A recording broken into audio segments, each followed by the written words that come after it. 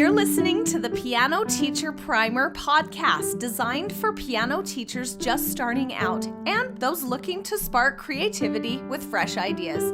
I'm Angela Toon, here to bring you effective techniques, exciting interviews, and actionable tips to set your studio on the right path. Let's dive in.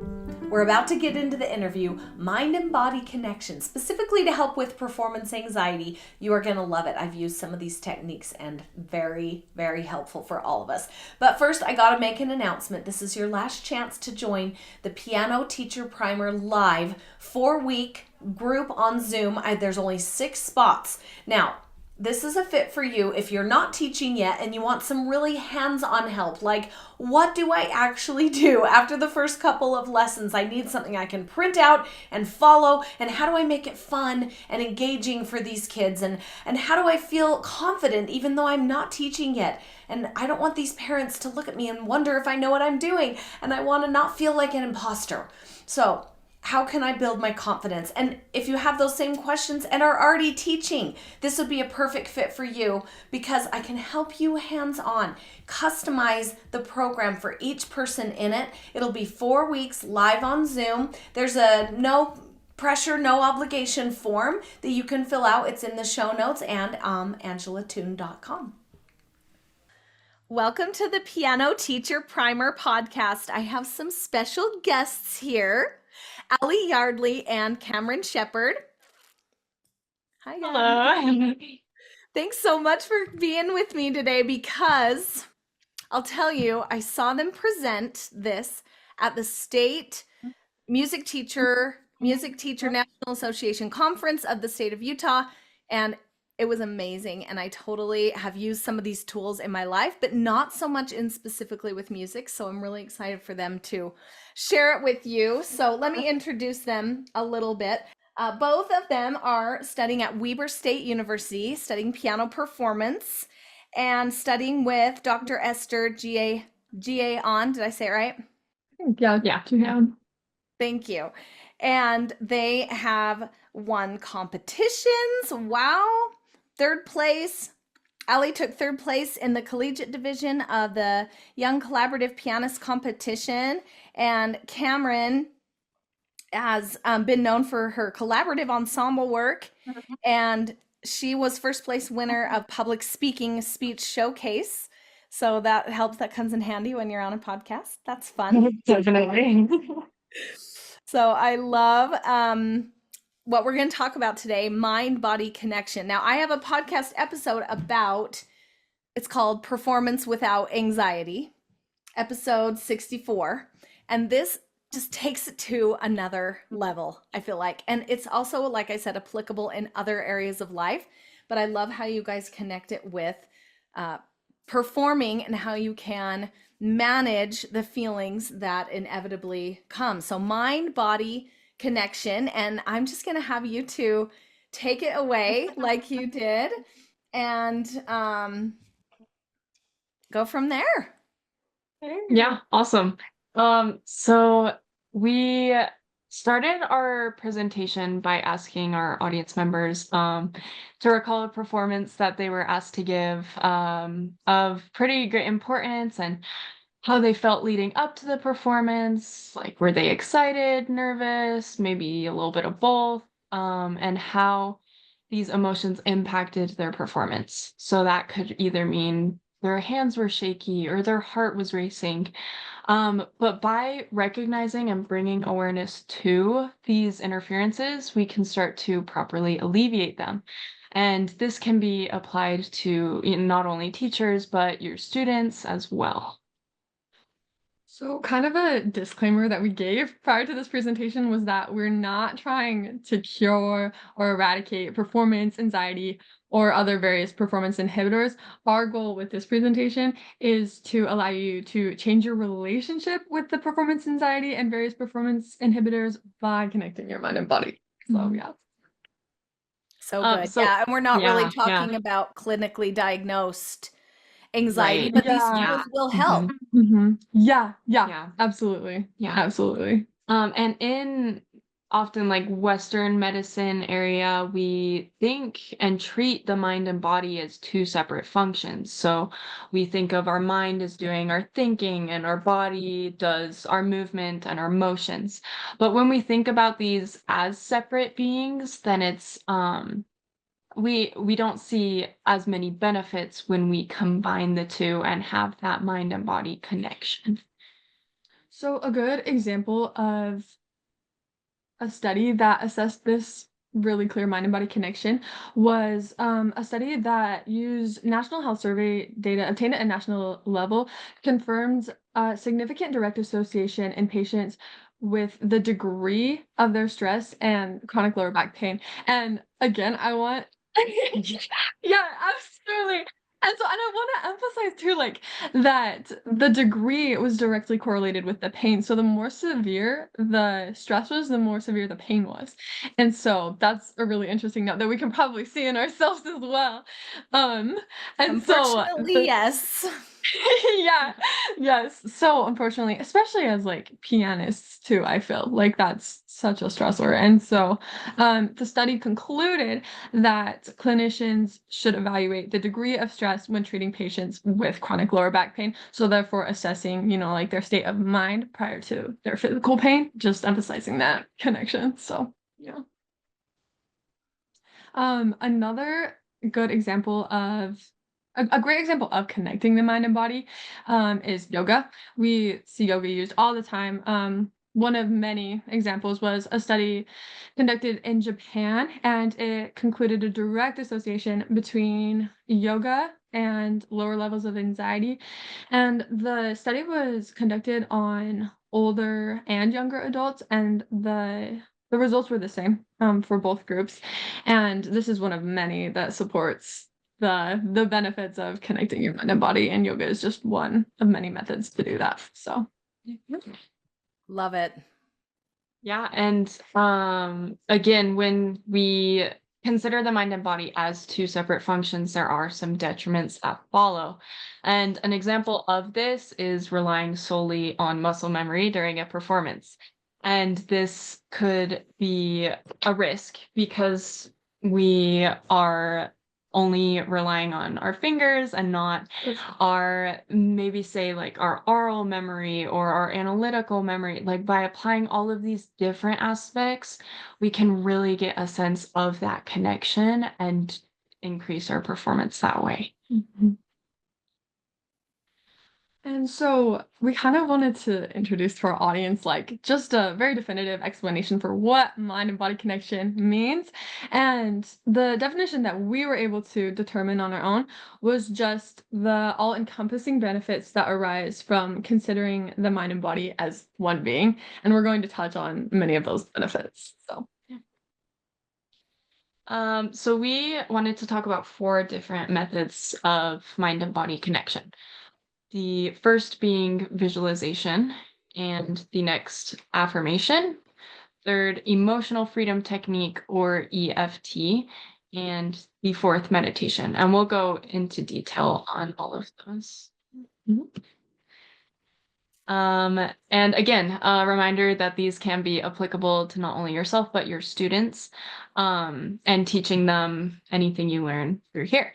So starting with visualization, we kind of came up with the question of what if there was a way to practice well away from my instrument, well at my instrument. So say you always like are having long plane rides or car rides and you kind of feel guilty about having that wasted time of not at your instrument, and that's where visualization comes in. So we will talk about that. Yeah, so this is a really cool and good example of this. Was after suffering a serious foot injury, Olympic diver Laura Wilkinson was unable to physically train for the 2000 Sydney Olympics. And it was during this time that she and her instructor developed a visualization technique that she used when she was out of training. And despite being out of training for a large portion of the season, by relying solely on these visualization techniques, Wilkinson actually won gold in the 2000 Sydney Olympics. So this is just an example of how powerful visualization is. And so another really great example of that was a study conducted with skiers. So They used an electromyograph. And what that is an electromyograph measures electrical activity of the muscles. And so a psychologist in Colorado actually used an electromyograph to measure the electrical activity in the arms and legs of skiers. And these skiers were instructed to visualize the ski terrain that they were practicing for. And it was so crazy because the electromyograph signals actually corresponded directly to that of the terrain. And so their muscles were literally activating at the same time as they would be, and in the same way as they would be if they were really skiing it. So really cool. Yeah. Oh, cool. Yeah. So when it comes to visualization, there's many types that you can do, which means it's a multimodal process. But the most beneficial type of visualization that we found for specifically musical performers is called process visualization. And what process visualization is it's defined as this process allows you to connect your thoughts with your physical actions through imitating movements while activating your mind. So again, like the skiers, we heard about like connecting the two. And then process visualization can be applied to upcoming performances or really any experience that you would like practice on, maybe away from your actual practice setting, like at your instrument. I wonder if listening to the piece while visualizing it would even activate it even more. Because I Yes. find I'm Mhm. pretty orally motivated, or, I'm an oral learner. And I find that when I listen, I play better. Yeah. Mhm, Mhm. mhm. So I Yeah. wonder if listening and visualizing at the same time helps you get into the piece. Yeah, Mhm. especially because you can listen to the piece while away from your instrument, or if you're traveling, like you wear like headphones or something, right? So I think it probably would like activate, it could potentially activate even more like that, just like oral like Yeah. association. And so Exactly. yeah, no, I totally agree. Yeah. It'd I be really remember some of interesting. my teachers would say, listen with the score and follow along with the score. Yeah. Yeah. Mhm. And then Yeah. and then probably also visualizing actually playing it. Yeah. That's a Yeah. really interesting note because I feel like we were considering like memory here, but if you're like, like viewing the score and then like, visualizing playing it like in that way, I feel like that would be creating like a lot of neurological connections there as well. So yeah, Right. those are really good ideas. Yeah, no, I love that. Mhm. And a part of that is, so we came up with a 4-step kind of process Mhm. for process visualization. And the first was start with your posture, and that means you're gonna imitate the physical alignment with your playing posture or whatever you want to execute. So if you play the piano, you're gonna sit down and have your arms in the correct position you would normally be in at the piano. The second step is your environment visualization, which essentially means acknowledging your senses. You're going to be thinking about how the keys feel underneath your fingers, or how the bench feels, or what room you're in, really getting that like locked into your visualization.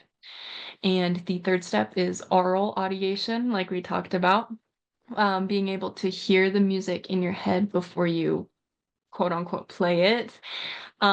Yeah, so you can get that into your head as well. And the fourth step finally being physical imitation, which essentially means you are going to act out the physical movements with your hands like you would actually be playing your instrument.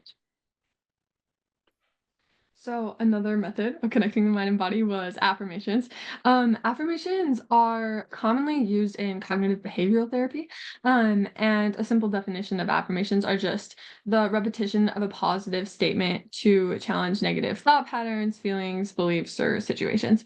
And so the way that we can apply this musically is by directing an affirmation specific to an upcoming performance. And I've mentioned this before, but affirmations are I think my favorite method, just because they're so easy to use so often, and so you can direct it to an upcoming performance, and I think the more you use it, the more effective it is, and so Affirmations are scientifically supported and commonly used amongst athletes, which I feel could be used again with musicians. A lot of these principles are applicable We are in both. athletes. Yeah. Yeah. That's like a We're finger workout. athletes. Yeah. So Health Science Journal collected data from 4 different studies, and the various studies included rugby players, shot putters, swimmers, and collegiate non-athletes. And they were all assessing the results of positive self-talk on athletic performance. And all of these studies found a significant correlation between positive self-talk and highly improved athletic performance. Again, this was with really highly trained athletes, as well as there was the group of collegiate non-athletes, and it was effective for both. So affirmations are very, very powerful. Yeah. 2 thumbs up. Love it. Yeah. Definitely. And even when talking about affirmations, there's again many different types. Mhm. And so there's the question of what's the most beneficial for performers. And after various sources, one of the most effective for performers are mantras. And what mantras is a repetition of short phrases to aid in desired areas of performance. So they can be done pretty fast and as many times as you feel necessary, or whenever you are feeling those negative thoughts. And so we kind of wanted to walk you through creating your own affirmation because it's pretty simple. So the first step is being short and positive, and avoid words like not or never. So instead of saying, I am not going to mess up, you would say, I'm going to do my best, or like using positive words like I am, I have, or I will. For example, I will perform well. That's a great example of short, positive mantra. And again, repeating this affirmation whenever you feel those negative thoughts about your performance will really solidify that thought process. It's great to note that it's not only in your mind and your thinking, but because of this repetition, you are sending that instruction and signal to your physical body as well. And when your physical body receives that instruction from your brain, it executes that. And so it does perform well in that sense. It's like so crazy to me. I think it's the Yeah. coolest thing in the world. So our next method, and this is where you'll likely have many things to add, Angela, is emotional freedom technique, or EFT. I know that you were very familiar with this. And so EFT, emotional freedom technique, is a very scientifically supported practice that is similar to acupuncture in that it targets various pressure points in the body, but is different in that it's non-invasive and it's just the tapping of these various pressure points, while simultaneously focusing on situations that represent any kind of distress, right? So because of this simulation of negative arousal in a way, it's a form of cognitive behavioral therapy, exposure therapy, which is correlated with the stressful situation, and energy psychology. And something really interesting to note about energy psychology is that what this is doing is targeting the energy systems in the body, right? And we can't see energy systems with a microscope, but what's really cool about this is that energy psychology is actually newly being regarded as an evidence-based psychology because the results surrounding it are so overwhelming. So again, EFT is the combination of these various forms of therapy as well as energy psychology. And what's, I think, the most unique about it is that it can be practiced on yourself, by yourself, almost anytime. So yeah. A study that was conducted with EFT on members of a college basketball team gave the participants a single 15-minute EFT treatment, and the players actually increased their free throw performance with this treatment. They increased their free throw performance by an average of 20.8%, as opposed to a placebo control group that decreased their free throw performance by an average of 16.6%. And this study is similar to the yoga study. This study is one of many, many studies that support EFT. And so we actually have, and this link does work for those that are watching through video, but it's just access, and we'll share it on the YouTube link. But it's just Yep, I'll have access it in to the show notes as well. So tell us what this link goes to. perfect. Perfect. So it will take you to, if you scroll to the very, very bottom of the page, it's going to take you to numerous studies that have experimented with EFT and supported it as well. And there are so many, there's various forms. So like you can see it in sports performance and in medicine, in cancer patients and anxiety. Like it's just, there's so much data supporting it. And so it'll be really interesting to take a look at.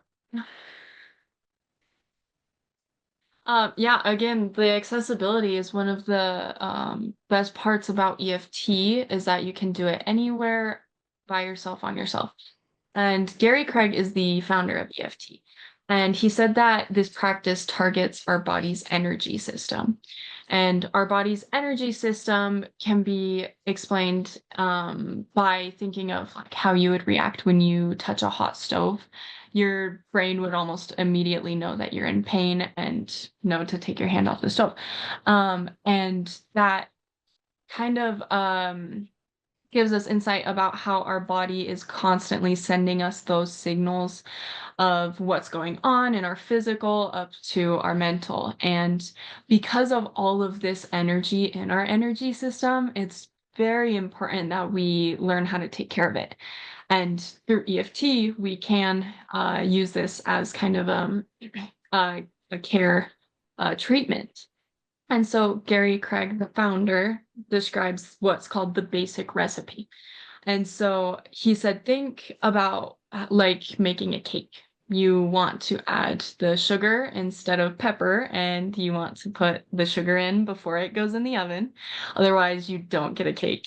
And this can be applied to EFT in the sense that you need to follow these steps in a very specific, detailed order, or else you won't really see the benefits of this practice. So Just the backing up first a tiny bit in case people yeah. have never ever heard of this before. Correct me if I'm wrong. It's kind of like you have negative energy trapped in your body, right? It's like emotional freedom. You have negative emotions, and sometimes those are connected to something in life, like maybe performing on a stage, and you have a physical reaction to that idea or to doing that. And so you have like negative emotion trapped in your body. And so this like gets it out and it Yeah. releases the connection to those negative feelings that you used to have, frees your body from feeling those again. Yes. Yes. No, and I love that you added that too, because there was one um expert on EFT that I heard talking, and it's how oftentimes like we're very unaware of how much our subconscious is holding on to, and it's kind of similar to this idea of this energy trapped in your body, and it's a form of releasing it. But you know, like there's so much that we hold on to, right? And so it's a method of being able to let that go. So I love that you added that. Yeah. Yes. Awesome. Perfect. So with this releasing of the energy, right? Prior to targeting those pressure points, we're going to create a self-directed affirmation. And so this is similar to a mantra actually, but with slightly different guidelines. Because what we're going to do is we're going to couple a positive affirmation with the situation that stimulates negative arousal. So I accept myself, here's our positive, right? And then even though I have this fear of public performance, for example. And so by coupling those, we have our acceptance of this situation, which is brings us back to how it is a form of exposure therapy. And so we do that first, and then following that, we have Yeah. And then, so we have that mental affirmation, and then we have the physical element, which is the stimulation of acupressure points. So I'm going to try to explain this the best for audio listeners, but we're going to start by locating our first point on our non-dominant hand. You There's want to a maybe, oh, you're showing it on here. I was going to have you stop screen sharing so you can show it on yourself, but you've got it on here. Okay. Oh, yeah, Good. that's a good point. Yeah. So I'll describe it too, but we have our point on our non-dominant hand that will locate with our dominant hand using our pointer finger and our middle finger of our dominant hand. And this point on our non-dominant hand can be found at the base of our pinky and the top of our wrist bone on the side of our hand, kind of on that fleshy part, mirroring our thumb. And with our pointer finger and our middle finger, we're going to target that pressure point. And from here, we can start pretty rapidly tapping on this point, and pretty vigorously too, just to stimulate that point. And once we have that located, we can start rehearsing our self-directed affirmation. So our example we used was, even though I have this fear of public performance, or excuse me, I accept myself even though I have this fear of public performance. So our positive, then our problem.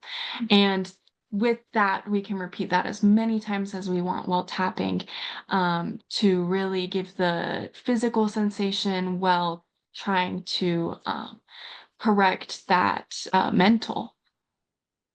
And this can also be done with facial pressure points as well. I do like to bring up the hand points a little earlier on because it is easier to do in public, right? It's less weird than tapping your face. So going back to that basic cake recipe that we talked about, there are 5 points in the face, and it's important that you follow these points in order. There are 5 points going from top to bottom. I'm going to start with the first point, with it's called the eyebrow. And so this point starts on the very start inner corner of your eyebrow, right where that hair starts to grow, right above your eye, the corner of your eye.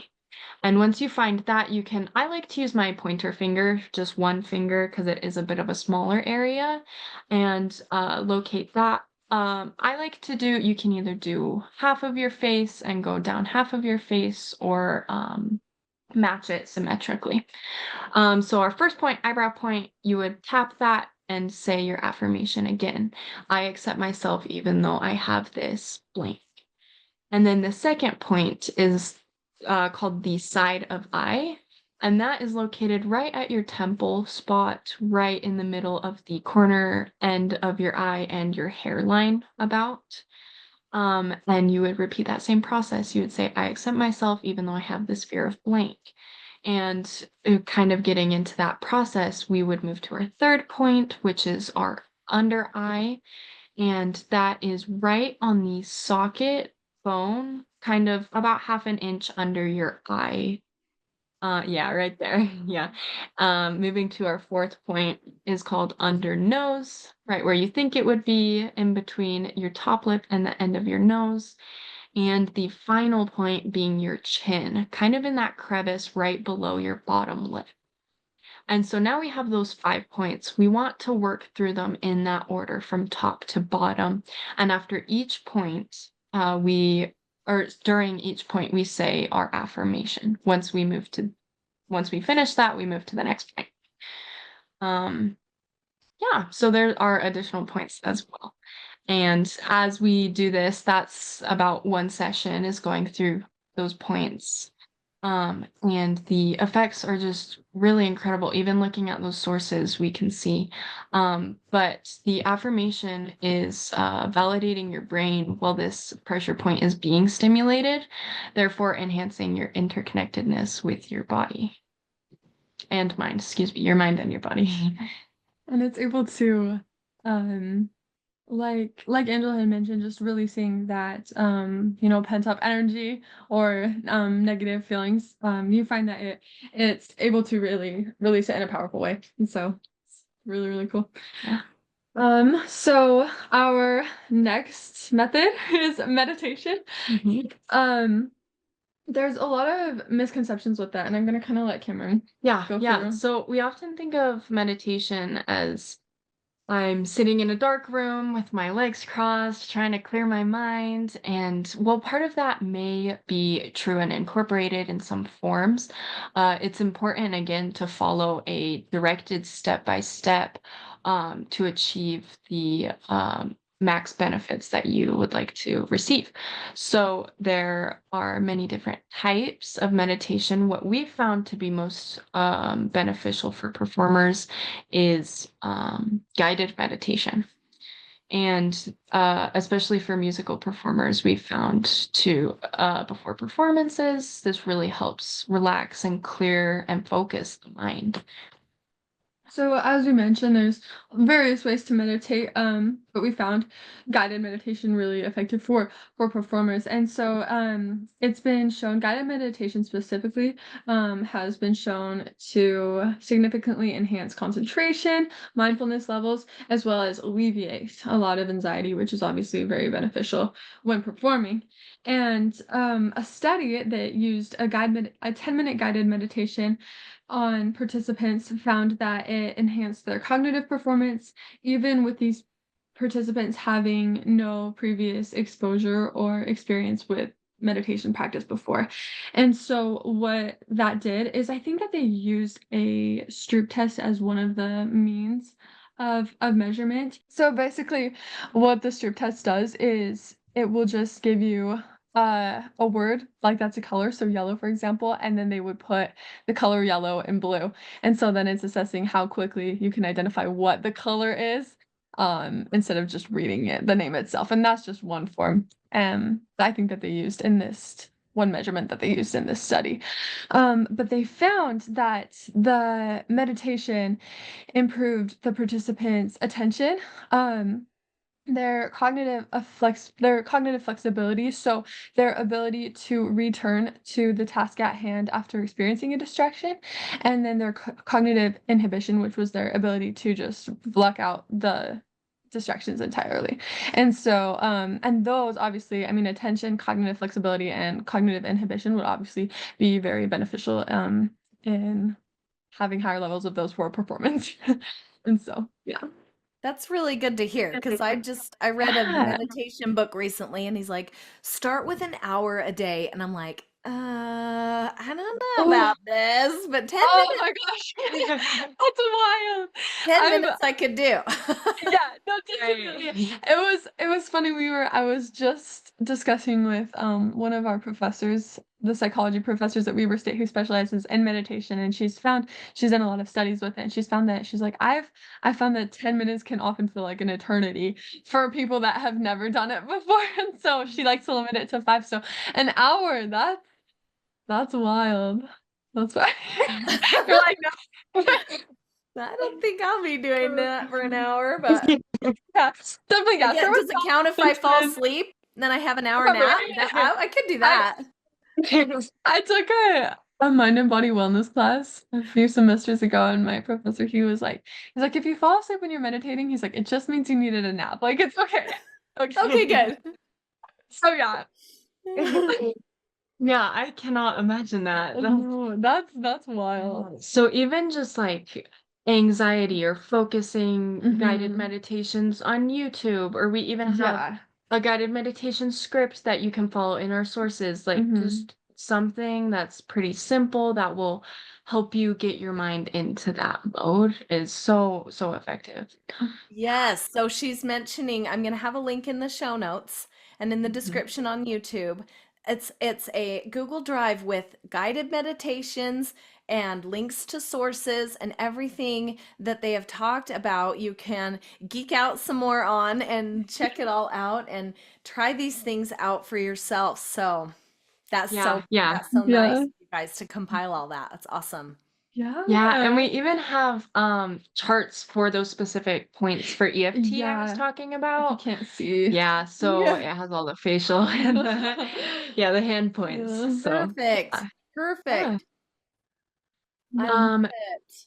Yeah, just to kind of summary of what we talked about with our 4 points, we started with visualization, which include remembering your posture, your environment visualization, oral audiation, and your physical imitation, going through those steps. And again, I have that more in detailed guide in those sources.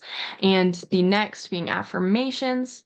And we practice composing a short positive mantra and repeating this message to yourself anytime you feel those negative or anxiety prone thoughts. The third being emotional freedom technique or EFT.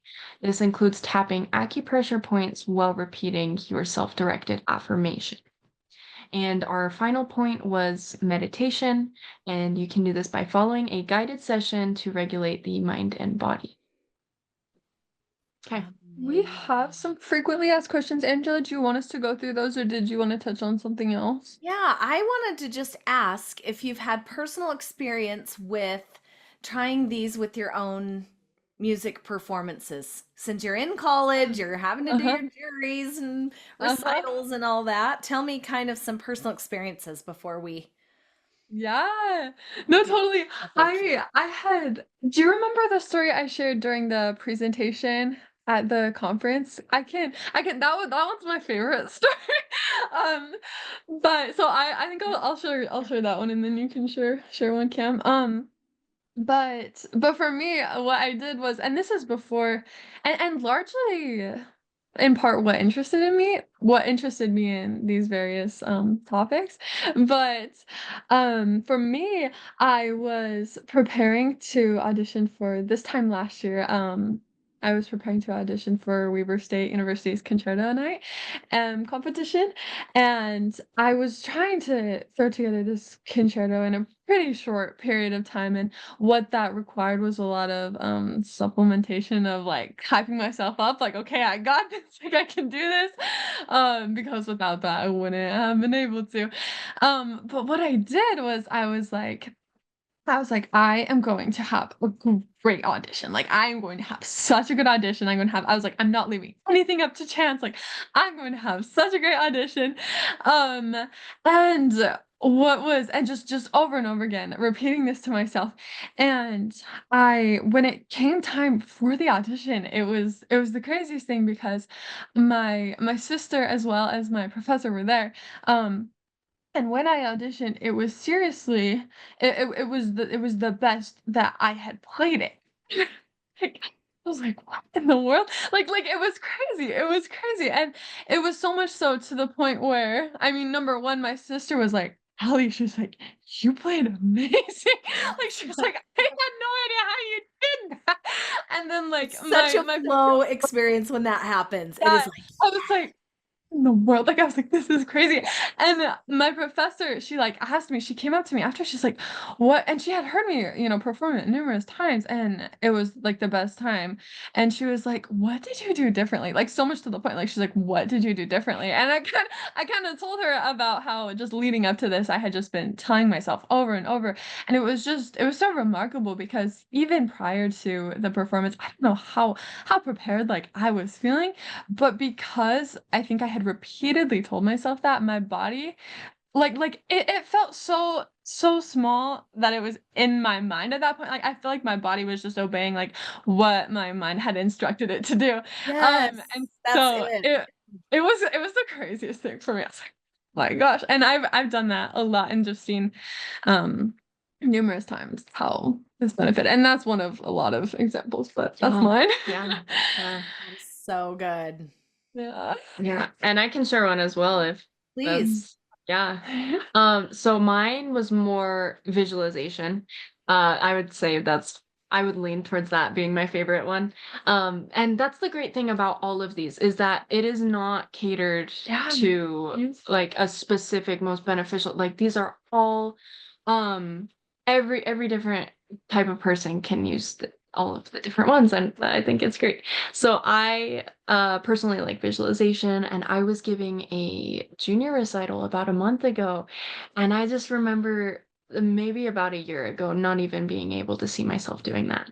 Like that's not gonna happen. I can't do that. And then it pretty soon came to the point where I had to do that, and I remember saying, okay, I have to have a good attitude about this or this is not going to work out. And every day, I would imagine myself walking out on that stage and just letting all my worries go. And like everyone was just there to support me and that I did well. And I had that mental image in my mind anytime I got nervous for my performance. I would say, no, it's going to be okay because I'm going to do well. And I see myself doing well and playing well. Yes, I saw that in my head. And I remember when it came time to walk out on that stage, it felt almost familiar to me. It was the craziest thing. Yeah, it was almost familiar. And I just remember having this amazing, freeing feeling. I had people come up to me after and say, I just could feel you were so connected with your music and you just had no worries. And I said, that's crazy because that's not who I am, but who I made myself into. Yeah. So that's my story, but it's so powerful. That is so awesome. Well, and sometimes in my life, like I'll be playing something easy, like it's not a Mhm. big thing, and I Mhm. get kind of distracted or and then I'm messing up on the Uh, like yeah. easy Mhm. songs in church or something. What am I, like so Yeah. I could even Yeah. use these for things that aren't that hard, but Mhm. maybe like some affirmations like I am focused. I Right. don't Oh, know. yeah. I'm thinking I could use this even for Yeah. things that aren't a big deal, but because they're Yeah. Mhm. not a big deal, I mess up. Yeah. Mhm. No, absolutely. And especially with like I think we were just talking recently about how difficult it is for just like these random thoughts to pop up like while you're trying to perform. You're like, where did you even come from? Like, you know what I mean? And so I think like especially, I mean, like using like that affirmation of like, I am focused, even if, because that's the thing, you don't even have to believe it, like for it to work. That's the craziest part about it is if you just repeatedly tell your mind that, like eventually it is going That to is a believe it. belief. It's a Yes. belief. It's a thought that you think over and over, and then you believe it. Yes. Yes. Yeah. It's like the most incredible thing. Oh, But that's so yeah, awesome. yeah. I love it. Okay, tell us some of the FAQs Oh that have yeah, come. for sure. Let's touch on those. Okay, let's see here. So should I be practicing all four of these mind and body connection practices? The answer to that is not at once. Yeah. You can use them. Probably just kind of experiment with them, see what works for you. I mean, like we just talked about. I mean, I really like affirmations and Cam likes visualization. So it just depends on what works for you. And like again, like we've both experimented with all of them and just found what's most effective for us. Um, so that kind of, answers the next question of how do I know which of these practices I would use? Just experiment yourself. How often should I practice these methods? For how long? I would say too with the EFT is if Mm-hmm. it's really an emotionally charged.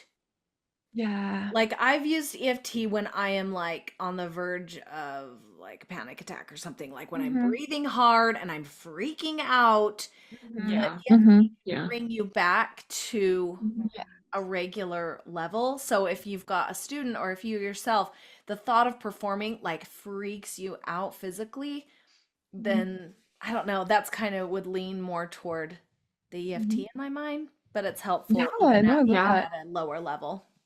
Mhm, Exactly. mhm. No, I love that. I love that you mentioned like that. It's especially, I think especially, yeah, I would agree like that with like EFT, it can really be used in like situations that are like offered distress, right?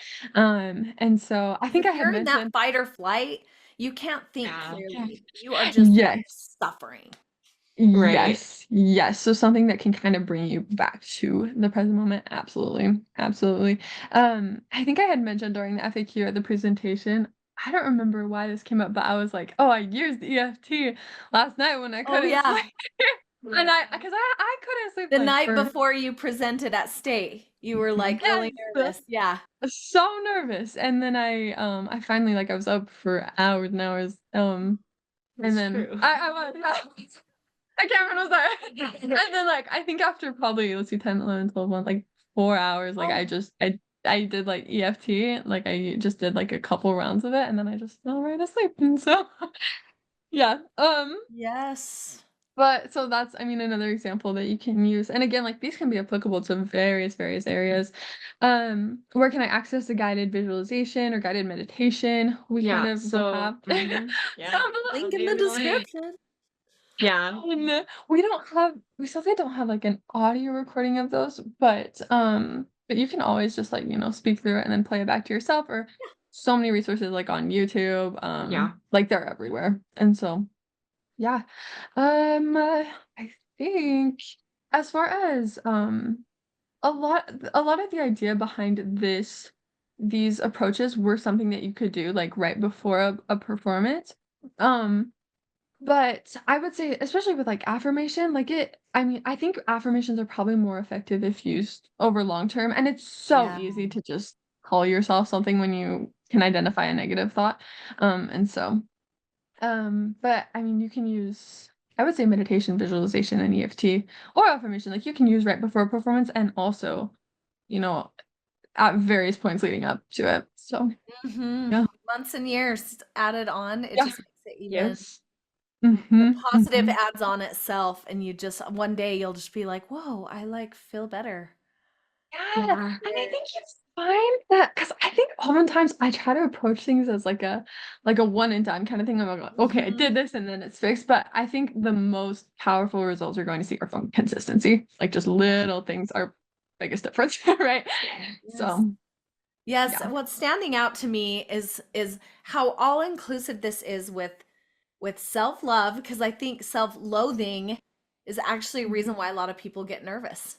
They're Oh, absolutely. afraid Yeah. of Mhm, they're not afraid of what people are going to actually say because everybody's going to be nice, mhm, but they're mhm. afraid of what they're going to say to themselves after. Yeah. Wow.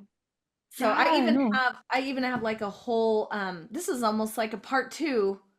I have a master class on my website too about performance without anxiety, and we talk about what to do before, during, pay attention to your thoughts while performing, and then after you keep that promise to yourself that you are not going to be mean to yourself.